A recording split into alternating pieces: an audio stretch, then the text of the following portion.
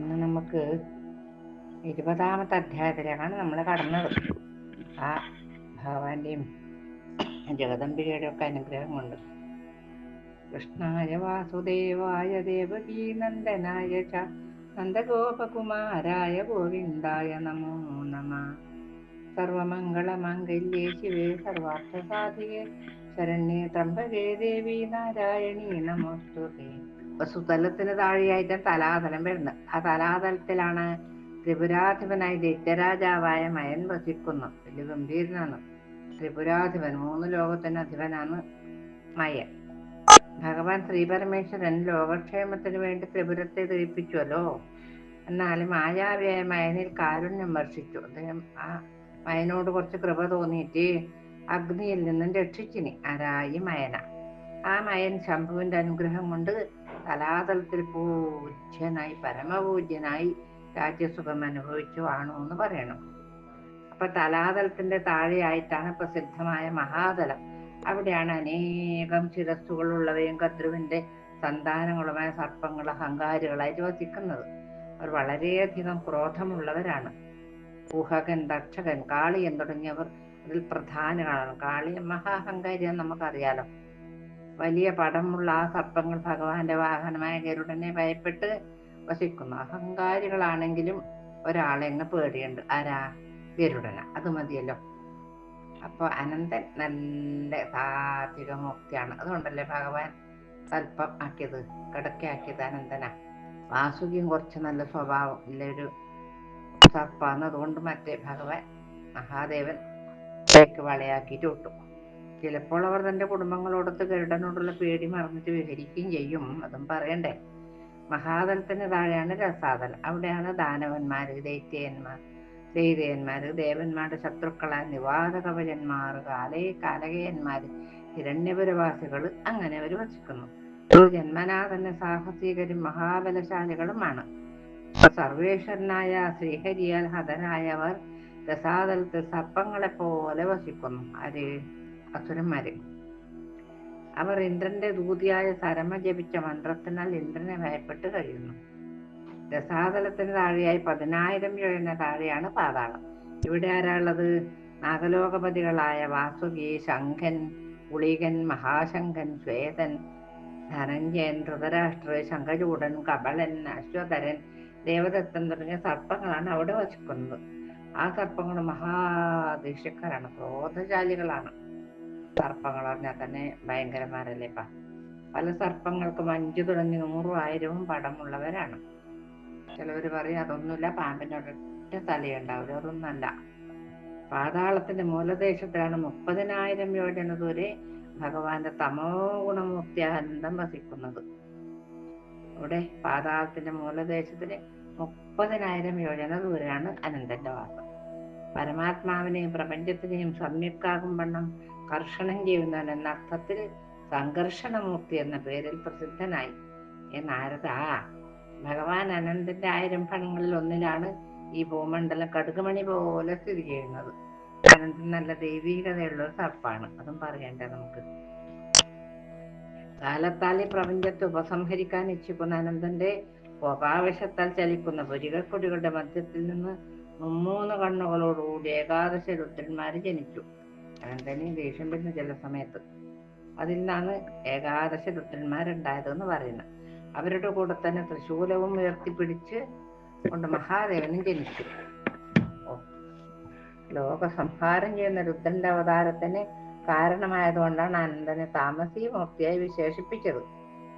സുന്ദരനായ സംഘർഷണമൂർത്തിയുടെ പാദത്തിലെ നഖകാന്തിയിൽ സർപ്പാധിപന്മാരും ഭക്തന്മാരും തങ്ങളുടെ മുഖത്തെ കണ്ണാടിയിലെന്ന പോലെ വ്യക്തമായി കാണുന്നു.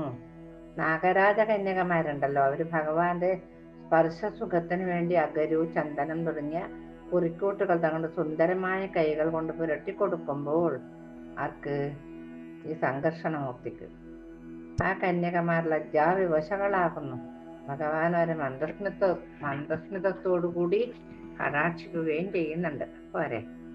മധുരമായ വാക്കുകൊണ്ട് ഭക്തന്മാരെയും അതുപോലെ ദേവന്മാരെയും ഒരുപോലെ ആനന്ദിപ്പിക്കുന്നവനും വൈരാവതത്തിന്റെ കഴുത്തിലെ വൈജയന്തിമാല പോലെ ഒരിക്കലും വാടാത്ത തുളസിമാല ധരിച്ചവനും അതുപോലെ തന്നെ നീലപ്പട്ടന്റെ വസ്ത്രവും ഉത്തരീയവും ധരിച്ചവനും ഏകകുണ്ടലധരനും ഒരു കാത് കുത്തിയിട്ട് ഇപ്പോഴത്തെ പരിഷ്കാരികളെ കാണുന്നില്ല, അതുപോലെ തന്നെ ഒരു കാത് കുത്തിയിട്ട് കുണ്ടല.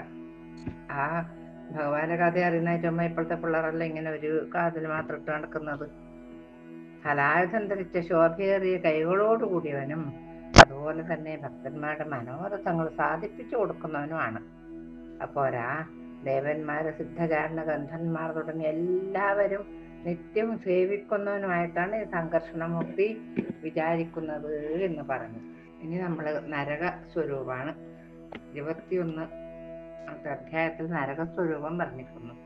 ശേഷഭഗവാന്റെ ഈ മാഹാത്മ്യം ബ്രഹ്മപുത്രനായ സനാതന മഹർഷി ബ്രഹ്മസഭയിൽ കീർത്തിച്ചു കൊണ്ടിരിക്കുകയാണ്. അത്രമാത്രം കീർത്തിക്കാനുണ്ട് ഈ അനന്തമൂർത്തിയെ. ഈ ലോകത്തിന്റെ ഉത്ഭവവും നിലനിൽപ്പും നാശവും ഭഗവാൻ സത്വാദി ഗുണങ്ങളോടുകൂടി ഒറ്റക്ക് നിർവഹിക്കുന്നു. ഭഗവത് തത്വത്തെ ഭഗവത് കൃപ കൊണ്ടല്ലാതെ അറിയുവാൻ കഴിയുകയില്ലല്ലോ. ഇല്ല, ആരുടെ നാമം ഉച്ചരിച്ചാൽ എല്ലാ ദുഃഖങ്ങളും പാപങ്ങളും വേറിട്ടു പോകുമോ ആ ഭഗവാനെ ആരാണ് സ്മരിക്കാതിരിക്കുക? എല്ലാവരും മോക്ഷം ആഗ്രഹിക്കുന്നവരൊക്കെ ഭഗവാനെ ആശ്രയിക്കാതിരിക്കില്ല. അങ്ങനെ നദികള്, പർവ്വതങ്ങള്, ജീവജാലങ്ങള് തുടങ്ങിയവയെ ധരിക്കുന്ന ഈ ഭൂമി ഒരു പരമാണു കണക്ക് ശിരസിൽ വെച്ച് ഒരു വിഷമോ ഒരു ഘനം ഒന്നുമില്ല. ചെറിയൊരു കടുകമണി എടുത്തിട്ട് തലയിൽ വെച്ചാൽ എങ്ങനെ ഉണ്ടാവും? അതുമാതിരി ഒരു കൂസലും കൂടാതെ നിൽക്കുന്ന ആ വീര പരാക്രമിയുടെ മഹാത്മ്യം വാഴ്ത്താൻ സഹസ്രജിഹ്വന് പോലും സാധ്യമല്ല. സഹസ്രജിഹ്വൻ എന്ന് പറഞ്ഞാലും അനന്തമൂർത്തിയാണ്. അപ്രമേയമായ ഗുണങ്ങളോടുകൂടി സംഘർഷണമൂർത്തി ഈ ഭൂമിയെ യത്നം കൂടാതെ വഹിച്ച് സ്വതന്ത്രനായിട്ട് നിൽക്കുകയാണ്. ആരെ കൂട്ടത്തിനും കുറിക്കും പോകാതെ ഇങ്ങനെ. ശാസ്ത്രത്തിൽ പറഞ്ഞ മാതിരി കാമനകളോടുകൂടി പല കർമ്മങ്ങളും ചെയ്ത് അതിന്റെ ഫലമായിട്ടാണ് ഓരോ ഭക്തന്മാരെ എത്തുന്ന സ്ഥാനമാണിത്. അത് രാജാവായാലും ശരി, ഇനി മനുഷ്യനായാലും ശരി, പോരാ പക്ഷി മൃഗാദികളായാലും ശരി, ധർമ്മകർമ്മങ്ങൾക്കനുസരിച്ച് ഓരോ ലോകത്തിലെത്തിച്ചേരും. ഈ ലോക വിഷയങ്ങളെ കാക്ഷിക്കുന്നവർക്ക് അവരവരുടെ കർമ്മങ്ങൾക്കനുസരിച്ച് നിർമ്മിക്കപ്പെട്ട പ്രാപ്യസ്ഥാനങ്ങളാണ്. നാരദൻ നാരായണ മഹർഷിയോട് വീണ്ടും ചോദിക്കാൻ തുടങ്ങി. എന്താ ചോദിക്കുന്നതെന്നോ? ഋഷേ, ഈ ലോകത്തിൽ ഒന്നിനും മറ്റൊന്നിനോട് സാമ്യമില്ലല്ലോ. ഈ വൈവിധ്യത്തിന് എന്താണ് കാരണം? ഇപ്പം നമ്മുടെ കാര്യം തന്നെ നോക്കാം. നമുക്കെല്ലാവർക്കും മുഖത്ത് 2 കണ്ണുണ്ട്, മൂക്കുണ്ട്, വായുണ്ട്, കാതുണ്ട്, നെറ്റിയുണ്ട്, തലമുടിയുണ്ട്, ഒക്കെ ഉണ്ട്. എന്നാലും ഒരാളിൽ നിന്ന് വ്യത്യസ്തമല്ലേ മറ്റൊരാള്? അതൊരു അത്ഭുതമല്ലേ നമ്മൾ ആലോചിക്കുമ്പോ? ഈ വൈവിധ്യത്തിന് എന്താണ് കാരണം എന്നാണ് ചോദിക്കുന്നത് നാരദൻ. ഓരോരുത്തരിലും അന്തർലീനമായി കിടക്കുന്ന സത്വ, രജ, തമോ ഗുണങ്ങളുടെ ഏറ്റക്കുറച്ചിൽ കാരണം ഓരോരുത്തർക്കും ഓരോ അനുഭവങ്ങൾ ഉണ്ടാകുന്നു. ത്രിഗുണങ്ങളുടെ തോതനുസരിച്ചിട്ടാണ് പ്രവൃത്തിയുടെ ഫലം വ്യത്യസ്തമാകുന്നത്. സത്വഗുണം അധികമുള്ളവർക്ക് സുഖമുണ്ടാകുന്നു, രാജസ ഗുണം അധികമുള്ളവർക്ക് ദുഃഖം ഉണ്ടാകുന്നു, താമസ ഗുണക്കാർക്കാകട്ടെ ദുഃഖവും അലസതയും ഉണ്ടാകുന്നു. ഓരോരുത്തർക്കും അവരവരുടെ കർമ്മത്തിനനുസരിച്ച് ഓരോ ഗതിയും ഉണ്ടാകുന്നു. നാരദ, 3 ലോകങ്ങളുടെ ഇടയിൽ തെക്കേ ഭാഗത്ത് ഭൂമിക്ക് താഴെയായി അഗ്നിശ്വാത്തന്മാർ, അങ്ങനെ ഒരു വിഭാഗമുണ്ട്. അവർ വസിക്കുന്നു കേട്ടോ. അവർ തങ്ങളുടെ ഗോത്രക്കാർക്ക് അനുഗ്രഹം നേർന്ന് സമാധിയിൽ വാഴുന്നു. യമധർമ്മരാജാവ് തന്റെ ദൂതരാൽ കൊണ്ടുവരപ്പെട്ട പരേതന്മാർക്ക് അവരുടെ കർമ്മങ്ങളുടെ ഓരോരാളുടെയും ഗുണത്തിനും ദോഷത്തിനും അനുസരിച്ച് ശിക്ഷ കൽപ്പിക്കുന്നു. അതിനായി സ്വന്തം ദൂതന്മാരെ ആ ശിക്ഷ നടപ്പാക്കാനാണ് അദ്ദേഹം നിയോഗിക്കുക. നരകം 21 28 അഭിപ്രായമുണ്ട്. ഞാൻ അവയെ ക്രമപ്രകാരം പറഞ്ഞു തരാം. നമുക്കിപ്പോ ഈ നരകത്തിന്റെ പേര് കേട്ടിട്ട് കാര്യമുണ്ടോ? ഇല്ലല്ലോ. അതൊക്കെ നമുക്ക് നമ്മുടെ ഭാഗവതത്തിൽ തന്നെ കേൾക്കാൻ പറ്റുന്നതാണ്. എന്നാലും പറയാം. താമിശ്രം, അന്ധതാമിശ്രം, രൗരവം, മഹാരൗരവം, കുംഭീഭാഗം, കാലസൂത്രം, അസിപത്രവനം, പോത്രീമുഖം, അന്ധകൂപം, കൃമിഭോജനം, സംദശം, തപ്തകുണ്ടം, വജ്രകണ്ടകം, ശാൽമനി, വൈതരണി, പൂയോദം, പ്രാണരോധം, വൈശസം, ലാലാപക്ഷം, സാരമേയാദനം, അവീചി, അയപ്പാനം, ക്ഷാരകർദ്ദമം, രക്ഷോഭക്ഷം, ശൂലപ്രോദം, ദന്തശൂകം, വടാരോധം, പര്യാവർത്തനം, സൂചിമുഖം. ഇപ്രകാരം 28 നരകങ്ങളുണ്ട് കേട്ടോ. ജീവജാലങ്ങൾ അവരവരുടെ കർമ്മഫലങ്ങൾക്കനുസരിച്ച് യാതനാമയമായ നരകങ്ങളിൽ എത്തിച്ചേരുന്നു. ഇന്നിപ്പം നരകത്തിന്റെ വിസ്തീർണം എത്രയോ കൂട്ടിയിട്ടുണ്ടാവും, എന്നാലും മതിയാവൂലല്ലോ. ഇന്നിപ്പോ ഒരാളും നരകത്ത് പോകാത്തവരായിട്ടുണ്ടോ? ചെയ്യുന്ന ദുഷ്കർമ്മങ്ങൾക്ക് അളവില്ല. ഓരോരു പാതകങ്ങളുടെ കാര്യമാണ് ഇനി പറയുന്നത്. നാരായണ മഹർഷി ഏതേത് കർമ്മങ്ങൾക്ക് ഏതേത് നരകങ്ങളാണ് അനുഭവിക്കേണ്ടി വരുന്നതെന്ന് ഒന്ന് പറഞ്ഞു തന്നാലും. നമ്മുടെ മറ്റേ ഭാഗവതത്തിലും കൃത്യമായിട്ട് പറയുന്നുണ്ട് ഇതൊക്കെ. നാരദ, അന്യന്റെ ധനത്തെയും ധർമ്മതാരങ്ങളെയും പരിഗ്രഹിക്കുന്നവരെ യമകിങ്കന്മാർ കാലപാശ കൊണ്ട് കെട്ടി വരിഞ്ഞ് താമിശ്രം എന്ന നരകത്തിൽ കൊണ്ടുപോയിട്ട് പല ദണ്ഡങ്ങളും ഏൽപ്പിക്കുന്നു. ഇനിയിപ്പോ ഇതിന്റെ വിസ്തീർണം എത്രയോ കൂട്ടിയിട്ടുണ്ടാവും. അന്യന്റെ ഭാര്യയെ വഞ്ചിച്ച് അനുഭവിക്കുന്നവരെ യമദൂതന്മാർ അന്ധതാമിശ്രം എന്ന നരകത്തിൽ കൊണ്ടുപോയി ഉക്കോട് വലിച്ചെറിയും. ആ എറിയലിൽ വേദനയും അനുഭവിക്കണം. എറിയലിന്റെ ഉക്കിന് കണ്ണും പോയി ബുദ്ധിയും കെട്ട് നരകിക്കും. കിട്ടണം തന്നെ ഞാൻ പറയുന്നത്. അതിനാലാണ് ഈ പേര് ഈ നരകത്തിന് വന്നു ചേർന്നത്. അന്ധത. തന്റെ സ്വാർത്ഥ താല്പര്യത്തിനു വേണ്ടി പരദ്രോഹം ചെയ്ത് കുടുംബത്തെ സംരക്ഷിക്കുന്നവൻ തന്റെ കർമ്മങ്ങളുടെ പരിണത ഫലമായി രൗരവം എന്ന നരകത്തിൽ പതിക്കും. എന്നിപ്പല്ലേ മഹാകേമന്മാരൊക്കെ ഇവിടെയല്ലേ പോയി കിടക്കേണ്ടത്? അതെ, അവിടെ വെച്ച് താൻ ദ്രോഹിച്ച പ്രാണികൾ രുരുക്കൾ എന്ന പ്രാണികളായിട്ട് അവനെ ദ്രോഹിക്കും. സ്വന്തം വയറ് നിറക്കാൻ മാത്രമായിട്ട് ജീവിക്കുന്നവൻ എന്താ പറയാ, അവരെവിടെയാണ്? മഹാരൗരവം എന്ന നരകത്തിലാണ് ചേരുക. എന്നിട്ട് അത് ഇവിടെ ഇട്ടിട്ട് മാംസം തിന്നുന്ന രുരുക്കൾ അവനെ കൊത്തി കീറി അടിച്ച് വലിച്ച് ഈ ലോകത്തിൽ നാനാ പക്ഷിമൃഗങ്ങളെ ഹിംസിക്കുന്നവനെ യമകിങ്കരന്മാർ തിളച്ചെണ്ണയിലിട്ട് കുംഭീഭാഗത്തിൽ കൊണ്ടുപോയി ഇടും.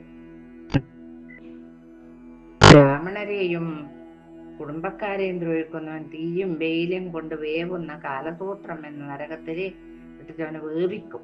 അവിടെ കിടന്ന് വിശപ്പും ദാഹവും സഹിച്ച് ഒരു ശരീരമല്ലാതെ ഒരു ചെറിയൊരു ശരീരം ഉണ്ടാവൂലോ, ആ ശരീരമല്ല അങ്ങോട്ട് കൊണ്ടുപോകുന്നത്.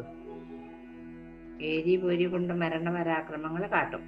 അനവധി കാലം അവിടെ കിടന്ന് പൊളയേണ്ടിയും വരും. പൊളയട്ടെ, നമുക്കതൊന്നും വേണ്ടി വരൂല. വേദമാർഗത്തിൽ പറഞ്ഞ മാർഗം തെറ്റി പാഖണ്ഡ മാർഗത്തെ ആശ്രയിക്കുന്നവർ അസിപത്രവനം എന്ന നരകത്തിലാണ് വീഴുന്നത്. അവിടെയാണെങ്കിലോ ധാരാളം കരിമ്പനകളുണ്ട്. യമദൂതന്മാർ അവനെ ദണ്ണിപ്പിക്കുമ്പോൾ വേദന സഹിക്കാതെ അങ്ങോട്ടും ഇങ്ങോട്ടും ഓടുമ്പോൾ വാളിന്റെ മോക്ഷമുള്ള കരിമ്പനോലകൾ തട്ടി ദേഹം മുഴുവൻ മുറിഞ്ഞ് നീറ്റൽ അനുഭവപ്പെട്ടിട്ടാണ് അവര് സഹിക്കാൻ കഴിയൂല. എന്നാലും സഹിക്കണ്ടേ. രാജാക്കന്മാരോ രാജഭടന്മാരോ ധർമ്മമാർഗത്തെ ലംഘിക്കുകയാണെങ്കിൽ അവരെ കൊണ്ടിടും സൂകരമുഖം എന്ന നരകത്തിൽ കൊണ്ടുപോയി ഇടും. അവനെ ഞെക്കിപ്പിഴിഞ്ഞ് കരിമ്പിൻ ചണ്ടി പോലെ ആക്കും. ഭൂകരമുഖത്ത് ഈച്ച, കൊതുക് തുടങ്ങിയ ജീവികൾ നമ്മുടെ ചോര കുടിക്കുന്നില്ലേ? അപ്പോൾ നാം അവരെ ആട്ടി ഓടിക്കുന്നില്ലേ? ആ പ്രാണികൾക്ക് അത് തെറ്റാണെന്ന് അറിയില്ലല്ലോ. ഈശ്വരൻ അവർക്ക് കൽപ്പിച്ചു കൊടുത്ത ഭക്ഷണമാണത്. എന്നാൽ വിവേചന ബുദ്ധിയുള്ള മനുഷ്യൻ അതിന്റെ പ്രാണനെടുക്കാൻ പാടില്ലാത്തതാണ്. അതൊന്നും പറഞ്ഞിട്ട് കാര്യമില്ല. കൊതുകടിക്കുമ്പോൾ തല്ലാതിരിക്കാനാവുകയില്ല. എന്ത് നരകം അനുഭവിക്കേണ്ടി വന്നാലും ശരി. ഇപ്രകാരം പ്രാണികളെ ഉപദ്രവിക്കുന്നവരെ യമകിങ്കന്മാർ അന്ധകൂപം എന്ന നരകത്തിൽ കൊണ്ടുപോയി ഇടുന്നു. അപ്പൊ നമുക്ക് മുൻപാണ് അല്ലാതെ സ്ഥലം. ഈ നരകത്തിൽ അവനാൽ ദ്രോഹിക്കപ്പെട്ട പ്രാണികൾ അവനെ ദ്രോഹിക്കുക. അവിടുന്ന് ഈ കൊതു നമ്മളെ കടിക്കുന്ന പറയുന്നത്. ഇപ്പൊ ഒന്ന് കടിക്കുമ്പോ തന്നെ ഉറങ്ങാൻ പറ്റുന്നില്ല. അവിടുന്ന് ഉറക്കം കെടുത്തിട്ട് ദുഃഖം അനുഭവിപ്പിക്കുകയും ചെയ്യൂത്രേ. പഞ്ചയത്നങ്ങൾ ചെയ്യാതെയും ആഹാരപദാർത്ഥങ്ങൾ മറ്റുള്ളവർക്ക് പങ്കിട്ട് കൊടുക്കാതെയും ഭുജിക്കുന്നവൻ അവിടെ എത്തിയാൽ എന്താ ചെയ്യാ? കൃമിഭോജനം, കൃമിനെ തിന്നേണ്ടി വരും എന്ന നരകത്തിലാണ് വീഴുന്നത്. ലക്ഷം യോജന വിസ്താരമുള്ള ആ നരകത്തിൽ കൃമികുണ്ടത്തിൽ കൃമിയായി തീർന്ന് മറ്റുള്ള കൃമികളെ കടിച്ച് തിന്നുവേ. അവൻ ഈ നരകത്തിൽ ക്ലേശങ്ങൾ അനുഭവിച്ച് ദീർഘകാലം കിടക്കും. അനുഭവിക്കട്ടെ.